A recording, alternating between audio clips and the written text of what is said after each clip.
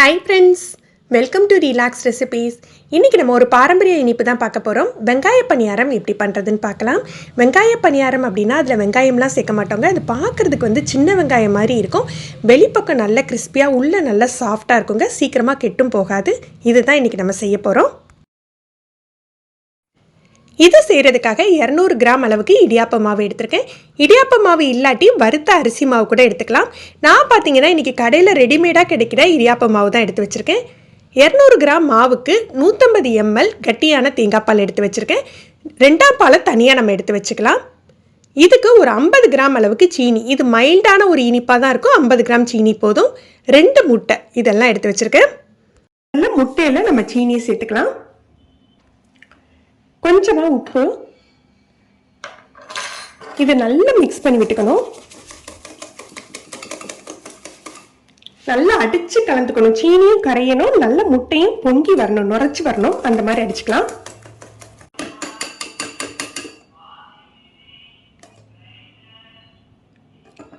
இப்போ இதுல நம்ம தேங்காய் பால் சேர்த்துக்கலாம்.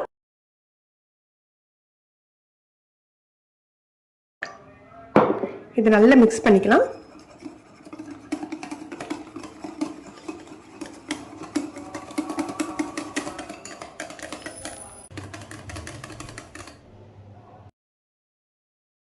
தேங்காய் பால் கலவையை நம்ம மாவுல சேர்த்துடலாம். வடிகட்டி சேர்த்துக்கிட்டா முட்டையோட ஸ்மெல் இருக்காது.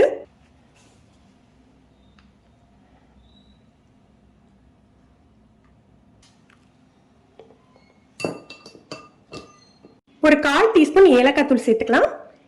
மாவை நல்ல கையால கலந்துக்கலாம்.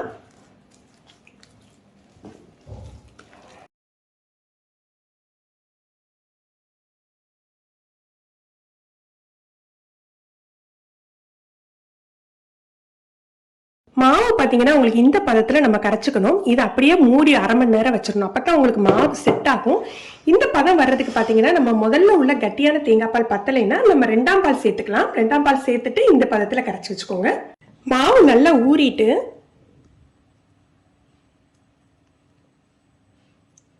இந்த மாதிரி தூக்கி கிள்ளி போடுறதுக்கு வரணும்.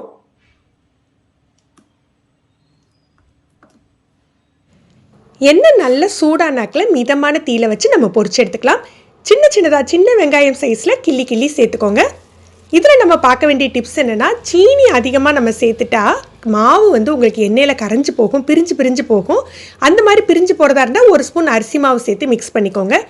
இந்த மாதிரி கிள்ளி போடுறதுக்கு உங்களுக்கு வரல அப்படின்னா முட்டை பத்தலைன்னு அர்த்தம். அந்த மாதிரி சமயத்தில் நீங்கள் ஒரு முட்டை சேர்த்து நல்லா கலந்துக்கிட்டிங்கன்னா இந்த மாதிரி கிள்ளி போடுறதுக்கு வரும். இது அரிசி மாவு அப்படிங்கிறதுனால கொஞ்சம் நின்று தான் வேகும். மிதமான தீயில நல்ல பொன்னிறமாக ஆகிற வரைக்கும் நம்ம பொரிச்சு எடுக்கணும். அப்போ தான் உள்ளேயும் உங்களுக்கு வெந்திருக்கும்.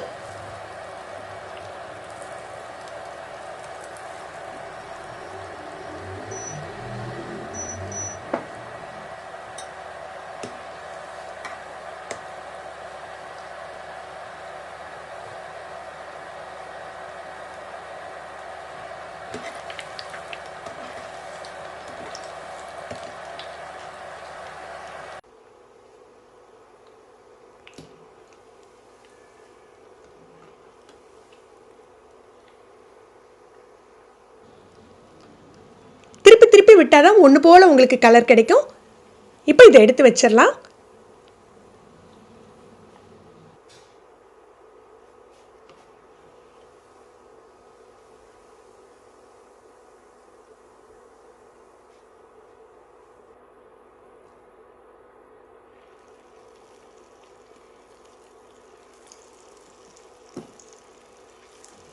ஃப்ரெண்ட்ஸ், நீங்களும் இந்த ரெசிபி ட்ரை பண்ணி பாருங்கள். ரொம்ப அருமையாக இருக்கும். மைல்டான ஒரு இனிப்போடு ரொம்ப நல்லாயிருக்கும். எப்படி இருந்ததுன்னு கமெண்ட் பண்ணுங்கள். இந்த வீடியோ உங்களுக்கு பிடிச்சிருந்ததுன்னா லைக் பண்ணி ஷேர் பண்ணுங்கள். நீங்கள் ஃபஸ்ட் டைம் ரிலாக்ஸ் ரெசிபிஸ் பார்க்குறீங்கன்னா சப்ஸ்கிரைப் பண்ணிக்கோங்க. கீழே இருக்க பெல் பட்டனில் நீங்கள் ஆளுங்கிற ஆப்ஷன் செலக்ட் பண்ணி வச்சுக்கிட்டிங்கன்னா நம்ம சேனலில் வீடியோக்கள் போட்ட உடனே உங்களுக்கு நோட்டிஃபிகேஷன் கிடைக்கும். தேங்க்யூ.